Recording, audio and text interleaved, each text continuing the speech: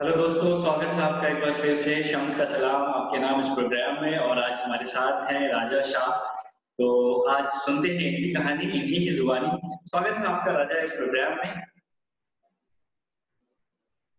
Thank you भैया, मुझे आपके यहाँ पे बुलाने के लिए। आई एम थैंक यू हमसे जुड़ने के लिए फीलिंग राजा प्राउड जी। Having chat with. बिल्कुल, आज हम दोनों बात करेंगे और बिल्कुल दोस्तों, आज बात कर रहे हैं राजा जी से। लेकिन उससे पहले मैं आपसे रिक्वेस्ट करना चाहता हूँ कि जो भी इसे देख रहे हैं, अगर आपने सब्सक्राइब नहीं किया इस चैनल को तो प्लीज आप सब्सक्राइब कर दें शम्स आलम को, ताकि आपको हमेशा हर रोज एक नई नई और रियलिस्टिक जो इंस्पायरिंग स्टोरीज है वो मिलती रहे आपको। तो आइए बात करते हैं राजा से। राजा, सबसे पहले तो आपको बहुत बहुत मुबारक हो। आपने जो अभी एक क्या कहते हैं, पंजाब नेशनल बैंक का एग्जाम क्लियर किया उसके लिए। अ, जी, थैंक यू सो मच भैया। बिल्कुल, तो कुछ स्टार्ट करने से पहले राजा हम ये जानना चाहेंगे कि आपका जन्म कहाँ हुआ, उसके बारे में थोड़ा सा बताइए हमें। और बचपन की कुछ यादगार चीजें जो आपको आप हमसे शेयर करना चाहते हो, कोई एकदम खास मोमेंट वो जरूर बताएं हमें आप। एक्चुअली हम लोग पहले वेस्ट बंगाल में रहते थे। वहीं पे मेरा बर्थ हुआ था, वेस्ट बंगाल में, कोलकाता में, जहाँ पे आपका एयरपोर्ट है, दमदम एयरपोर्ट। ओके। जस्ट उसी से 5 मिनट की दूरी पर हम लोग वहाँ पे रहते थे। तो स्कूलिंग भी वहीं पे हुआ था स्टार्ट। और स्कूलिंग के डेज में जो भी मस्ती चलते थे वो तो चलते ही थे। बिल्कुल। बंगाल में क्या होता है ना, एक जैसे फुटबॉल और क्रिकेट खेलने का उस समय बहुत ही एक कल्चर अच्छा था। तो हाँ, वो फुटबॉल वैसे भी वहाँ उसमें बहुत ज्यादा मैं फेमस है। मतलब, हाँ, वहाँ पे फुटबॉल मतलब आप बोल सकते हैं हर मोहल्ले में वो खेला जाता है। और अगर हर मोहल्ले में एक फील्ड है तो वहाँ पे ट्रेनिंग कराया जाता है फुटबॉल का। बिल्कुल। चलिए, ये यानी तो आप उस बचपन से हिसाब ही से खेल में काफी मतलब, इंटरेस्टेड थे। हाँ, स्पोर्ट्स मेरा मतलब बहुत ही मतलब मेरा फेवरेट था एक्चुअली। स्पोर्ट्स के कारण पापा से भी मार खाना पड़ता था, पढ़ाई छोड़ के खेलने भाग जाता था उसके लिए। बिल्कुल बिल्कुल, ये तो होता ही है हम लोगों के तो लाइफ में। तो खैर राजा, हाँ, इसके अलावा आप मुझे बताएं कि आपने पढ़ाई कहाँ तक की है और किस स्ट्रीम में की है। एक्चुअली जब मैं वेस्ट बंगाल में था, मतलब मेरे इंजरी होने से पहले तक, तब ओके। मैं 9th क्लास में वहाँ पे पढ़ रहा था। तो और मेरा इंजरी जब हुआ था, उस दिन जिस दिन इंजरी हुआ था मेरा एग्जाम था। तो मैं उसी के लिए स्विमिंग, क्योंकि स्विमिंग मेरा बहुत फेवरेट था, तो मैं हमेशा वहाँ पे मेरे पास में एक तालाब था, उसमें मैं हमेशा नहा के मतलब स्कूल वगैरह जाता था। तो ओके। वहीं पे उस दिन वो 1999 था ईयर। और उस बार जो है वेस्ट बंगाल में आपको बोल सकते हैं कि कुछ 25 साल बाद वैसा मतलब कुछ फ्लड हुआ था, 25 साल बाद। तो सारे तालाब में वही पूरा भरे हुए थे। और तभी मेरा उसी तालाब में जो है मैं फिसल के गिर गया था और मेरा इंजरी हो गया था। तो तब मैं 9th क्लास तक वहाँ वहाँ पे मैंने पढ़ा था। और उसके बाद फिर वहाँ के डॉक्टर बोले कि अब इसको थोड़े से मतलब खुले में ले जाए, वहाँ पे जहाँ पे हम लोग रहते थे बहुत कंजेस्टेड था। तो इसलिए डॉक्टर बोले कि इनको खुले जगह में ले।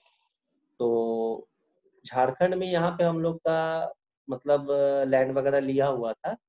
तो फिर हम लोग यहाँ पे शिफ्ट हो गए। तो यहाँ पे शिफ्ट होने के बाद भी करीब 3-4 साल मेरा पढ़ाई बंद था, क्योंकि मैं क्वाड्रिप्लेजिक हूँ तो मुझे लिखना नहीं आता था। तो फिर मैंने भी सोचा और मेरे फादर ने भी बोला कि देखो ऐसे कैसे चलेगा। मतलब अगर स्टडी आगे क्या लाइफ है, कुछ सोचे। तो मैंने कहा नहीं, ऐसा तो कुछ नहीं। तो फिर उन्होंने भी बताया कि देखो जो प्रैक्टिकल चीजें हैं उन्होंने मुझे बताया सारा, कि जैसे मान लीजिए कि हम लोग हमेशा आपके साथ नहीं रहने, तो फिर आप आगे क्या करो। तो फिर वो मैंने सोचा सही बात है एकदम। तब उसके बाद मैंने स्टडी शुरू की। मैंने मैट्रिक में फिर यहाँ पे, वहाँ पे एक्चुअली मैं बंगाली और इंग्लिश में, मतलब बंगाली और इंग्लिश ज्यादातर सब्जेक्ट, बंगाली एक सब्जेक्ट इंग्लिश का था। तो यहाँ पे मैंने फिर हिंदी सीखा खुद से ही घर में ही अपने। और फिर लिखने का जो है उसमें करीब मुझे 7-8 महीने लगे, ताकि प्रॉपर एक राइटिंग हो, ताकि मतलब एग्जामिनर समझे, सब मतलब देख के उसको समझ में आए क्या मैंने लिखा है। तो उससे प्रैक्टिस करते करते मुझे करीब 7-8 महीने लग गए।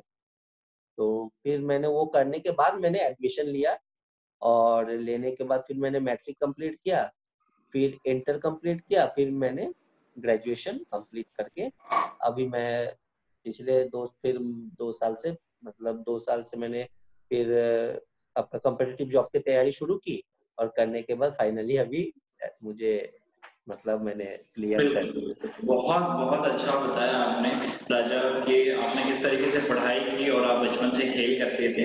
राजा, कहीं न कहीं मैं एक चीज़ जानना चाहूँगा जी, आपसे कि आपको जो जैसे कि 99 में आपने बताया कि आपको डिसेबिलिटी हो गई और स्पाइनल कॉर्ड इंजरी हो गया, जी, और जिसकी वजह से आपके क्या कहते हैं गर्दन के पीछे का जो भाग है वो पूरा काम नहीं करता है।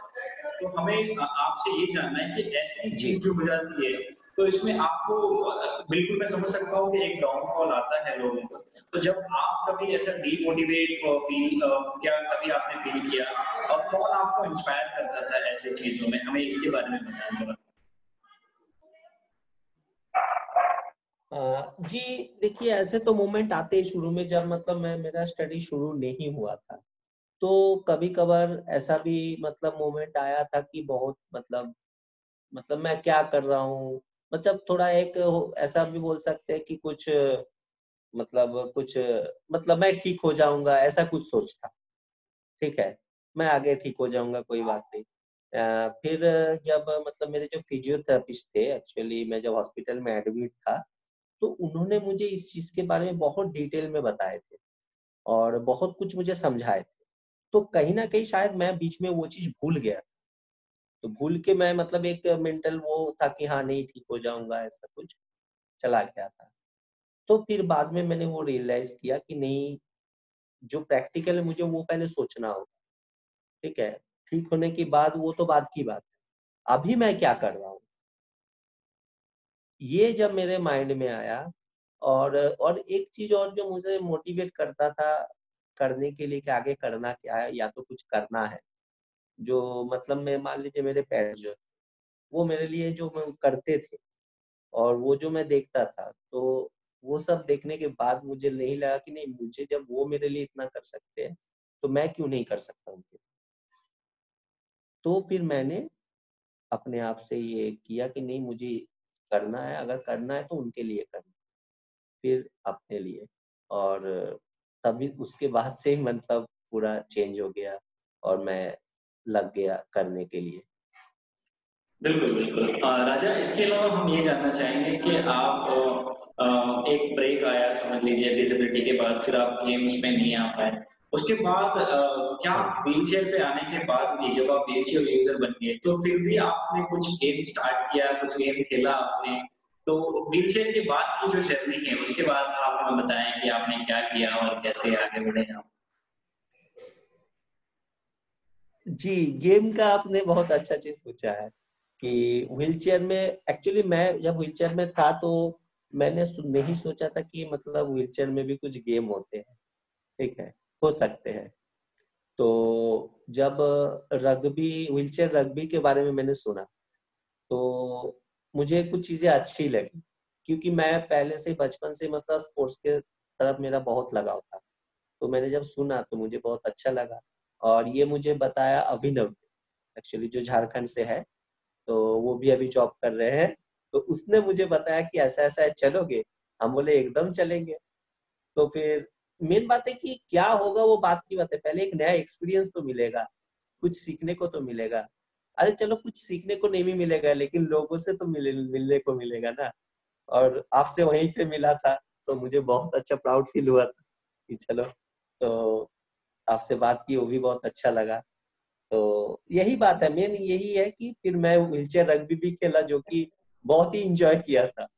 बिल्कुल, और बिल्कुल राजा, उसके बाद यानी फिर मैं बताइए, बताइए। और उसके बाद फिर जब मैं चंडीगढ़ गया स्विमिंग के लिए, मतलब वो तो मेरे लाइफ का बेस्ट मोमेंट था। क्या बात है! क्योंकि जी, क्योंकि स्विमिंग मेरा बहुत ही पैशन था स्विमिंग में। मैं वहाँ पे जब मतलब इंजरी होने से पहले मैं घंटे 2 घंटे मैं सिर्फ स्विमिंग करता था, और उसके लिए भी डाँट खाता था मम्मी-पापा से कि 2-2 घंटे 2-2 घंटे। मतलब जो वहाँ के जो तालाब वगैरह होते हैं ना, वो अगर आप मतलब 1 से 2 घंटे आप वहां पे रहोगे ना, तो नीचे से मतलब आपके वो कहते हैं ना जो काले काले सब उठने लगते हैं, और उससे ऐसे मूंछ बन जाते हैं, दाढ़ी मूंछ बन जाते हैं। बराबर, बराबर। हाँ, वो तो पानी का उसके से रेखा जैसा आ जाता है यहाँ पे, मुझे भी याद है। मैं जब पोखर में नहाता था तो हाँ मेरे हाँ साथ में भी होता। जी। हाँ, तो वो सब था। तो उस इंजरी के बाद तो सब बंद था, और कभी सोचा भी नहीं था कि फिर पानी में जाने का मौका मिलेगा। और जब मैं चंडीगढ़ गया, आपसे बात किया, और वहां पे जब उतरा मतलब पानी में करीब 17 साल बाद, तो वो तो बेस्ट मोमेंट था मेरे लिए। बिल्कुल, बिल्कुल। मेरे लिए भी बहुत अच्छा था कि मैं वहाँ पे आप लोगों के साथ में कुछ टाइम स्पेंड कर पाया, और जो भी अगर मैं बता पाया तो मेरे लिए बहुत ही खुशकिस्मती है। राजा, उसके अलावा मैं जानना चाहूँगा कि अभी आपने ये जो एग्ज़ाम क्रैक किया है, तो दूसरे हाँ जो हमारे साथी हैं, स्पेशली मैं जी उन लोगों की बात कर रहा हूँ जो व्हीलचेयर पे हैं, जैसे कि जिनकी हायर सीवियर डिसेबिलिटीज़ हैं, क्वाड्रिप्लेजिक्स हैं, टेट्राप्लेजिक्स हैं, तो जी या कोई भी डिसेबिलिटी से हों, और जो आम लोग भी हैं। तो हम्म, कैसा आपने ये तैयारी की? कितना टाइम आपको लगा इस तैयारी करने के लिए? और क्या अच्छा क्या आप सोच करके कितना घंटा आप पढ़ाई करते थे? उस चीज़ के बारे में थोड़ा-सा हमें बताएँ प्रिपरेशन के, कैसे अच्छा आपने एग्ज़ाम क्रैक किया? और अगर किसी को जी जी एग्ज़ाम क्रैक करना है तो कैसे तैयारी करनी चाहिए? प्लीज़ हमें। करेक्ट। देखिए, जब मैं वहाँ पे चंडीगढ़ में रिहैब में था, ठीक है, तो तभी से ही मेरे माइंड में था कि मुझे जाके जो है वापस मुझे अब एक फिटनेस के लिए हो गया, अब मुझे करियर के लिए कुछ करना है। तो मैं पहले स्टार्ट किया था एसएससी से। तो एसएससी स्टार्ट करने के बाद उसमें मैंने एग्जाम्स दिए थे, 2-3 एग्जाम दिए थे, तो बहुत ही कम मार्जिन से छूट गए थे। तो उसके बाद क्या हुआ कि एसएससी का रिक्रूटमेंट प्रोसेस जो होता है वो बहुत लेट होता है। तो फिर मैं यहाँ पे फिर क्या किया, मैंने देखा कि बैंकिंग में जो है आपके मतलब 4th to 5th मंथ में आपका अगर आप एग्जाम मतलब नोटिफिकेशन आने से लेकर के एग्जाम हो करके आपका रिक्रूटमेंट मतलब 5 से 6 मंथ में आपका रिक्रूटमेंट हो जाता है, आप ब्रांच में बैठ जाते हो। तब मैंने यहाँ से शुरू किया। तो क्योंकि मुझे पता नहीं था कि कहाँ से शुरू करना है, क्या-क्या करना है, तो मुझे उस रिसर्च में मुझे करीब 5-6 महीने ऐसे ही बीत गए। तो अगर मैंने 2 साल से तैयारी करना शुरू किया, तो पहले 5-6 महीने तो मेरे सिर्फ इसमें चले गए कि मुझे करना क्या है, क्या-क्या चीज़ मुझे चाहिए, कौन सही पढ़ाता है। देखिए, पढ़ाने वाले यूट्यूब में बहुत सारे हैं, ठीक है। अच्छा, फर्स्ट बात ये है कि मैं फिलहाल कहीं कोचिंग सेंटर जा नहीं पा रहा था, ठीक है। आप देख सकते हैं, फाइनेंशियली भी बोल सकते हैं और एक्सेसिबिलिटी से भी बोल सकते हैं कि कोचिंग सेंटर यहाँ पे कभी सेकंड फ्लोर में होते हैं, कहीं-कहीं पे होते हैं। तो मैं उस कारण जा नहीं पा रहा था। तो मेरे पास था सिर्फ मोबाइल, ठीक है। तो मैंने और इंटरनेट सबके पास रहता है आजकल। तो मैंने क्या किया कि मोबाइल से पहले शुरू किया। तो शुरू करने के बाद फिर मोबाइल से मैंने करना शुरू किया कि देखना शुरू किया कैसे क्या होता है, क्या-क्या चीज़ें पढ़ने हैं, क्या-क्या चीज़ें नहीं पढ़ने हैं। ये सब मैंने देखा। देखने के बाद फिर मैंने शुरू किया। तो फिर मेरे एक फ्रेंड ने भी हेल्प किया। उन्होंने क्या किया, उसके पास एक मतलब अ, बोल सकते हो उसने नया लैपटॉप लिया था, उसके पास एक पुराना लैपटॉप ऐसे रखा हुआ। तो उसने मुझे वो भेज दिया था। अ, तो वो मुझे बहुत अच्छा लगा था क्योंकि उसने मुझे देखिए, चाहे लैपटॉप उसने पुराना ही मुझे दिया हो, लेकिन दिया तो सही। आज के डेट में कौन देता है? कोई नहीं देता है। तो उसने मुझे दिया, मैंने शुरू किया। हाँ, अब जैसे आप बोल रहे हैं कि मतलब कैसे मैंने सोचा कि मुझे ये चीज़ करना है, ठीक है? तो आप अगर स्पाइनल कॉर्ड इंजरी हो जाता है, उसके बाद आपके पास 2 रास्ते हैं। या तो आप घर में बैठे रहो, आप ये बार खाली सोचते रहो कि मेरे साथ क्या हो गया, बस मैं और कुछ नहीं कर पाऊँगा, ठीक है? ये आप सोचते रहो बैठ के। और या तो आप सोचो कि आप घर पे हैं अभी, आपके पास औरों से ज़्यादा टाइम है पढ़ने का। अगर मान लीजिए मैं सही रहता, तो हो सकता है 2 घंटा मैं दोस्तों के साथ कहीं मतलब चला जाता घूमने के लिए। फिर थोड़ा-सा 1 घंटा पढ़ता, फिर दोस्तों का फ़ोन आ जाता। चलो भाई घूम के आते हैं, फिर मैं निकल जाता। तो मैंने उस चीज को पॉजिटिव वे में लिया। आप हर चीज में आपके पास एक पॉजिटिव वे आता है, एक नेगेटिव वे आता है, वो आपको चूज करना है कि आप कौन सा वे लो। तो मैंने वो चीज में पॉजिटिव वे को देखा कि मैं जब घर में हूँ तो मेरे पास ज्यादा टाइम है पढ़ने का, तो मैं तो कर ही सकता हूँ फिर। तो बस मैंने वही शुरू किया। उसके बाद आजकल ऑनलाइन सारा कुछ कंटेंट अवेलेबल है और फ्री ऑफ कॉस्ट है, तो जिसके लिए सिर्फ आपको इंटरनेट एक चाहिए, और मोबाइल तो आज के पास सबके पास स्मार्टफोन रहता ही है। तो कोई इशू नहीं है, अगर कोई पढ़ना चाहे और अगर दिल से करना चाहे वो कर सकता है। मेरे पास बहुत ज्यादा रिसोर्स नहीं थे, मैंने कहीं से कोचिंग नहीं लिया कॉम्पिटिटिव एग्जाम के लिए, बस यूट्यूब ऑनलाइन बहुत सारे प्लेटफॉर्म है आजकल जो कि सिर्फ ये बैंकिंग और एसएससी ये सब की तैयारी करवाते हैं, और उनके फ्री भी है पेड भी है। तो मैंने सोचा कि पहले फ्री तो देखूं, अगर उसमें नहीं होता है फिर मैं पेड की तरफ जाऊंगा। और अब ये भी बोल सकते हैं कि मतलब एक बंगाली एज ए बंगाली मैं थोड़ा कंजूस हूँ कि पैसा ना खर्चा करूं। बिल्कुल बिल्कुल अगर तो अब पहले इधर से ही कुछ हो जाए तो फिर देखते बिल्कुल। हैं आगे। तो इस तरीके से मैंने किया, और थोड़ा सा हाँ टाइम लगा क्योंकि मुझे सही गलत तो बोलने वाला कोई नहीं था कि क्या सही है क्या गलत है। और मेरे आसपास के मतलब 3-4 लड़के थे जिन्होंने बैंक क्रैक किया था, तो मैंने उनसे बोला था कि भाई थोड़ा आके हमको बता जाना कैसे बिल्कुल। क्या करना। तो, बहुत तो बहुत अच्छा आपने बताया राजा। और आई थिंक जो जिस तरीके से आपने शुरू की और शुरुआती दौर के बाद आपने ये क्रैक किया, तो मैं आपको बहुत बहुत बधाई देना चाहता हूँ, आपके पूरे घर वालों को, आपके दोस्त को जिसने आपको सपोर्ट किया इस मुश्किल घड़ी में। तो दोस्तों आई थिंक बहुत जरूरी है जी कि जी हम चाहे कैसे भी हो, अगर छोटी से छोटी चीज से भी अगर हम किसी की मदद कर सकते हैं, सपोर्ट कर सकते हैं, तो शायद वो आज देख लीजिए, आप इसके दोस्त ने एक छोटे से लैपटॉप से सपोर्ट किया, लेकिन आज ये खुद अब बैंक का एग्जाम क्लियर कर चुके हैं और ये कितने लैपटॉप खरीद सकते हैं। तो आपकी छोटी से छोटी चीज आप किसी इंसान की जी जिंदगी बना सकती है। राजा, बहुत अच्छा लगा आपसे बात करके। जाने से पहले मैं एक सवाल और पूछना चाहूंगा। अभी जैसे कि कोरोना वायरस का है, ये जी चल रहा जी है हर एक जगह पे, तो हम जितने सारे लोग हैं, आप उनको क्या मैसेज देना चाहेंगे जी। पूरे देशवासियों को?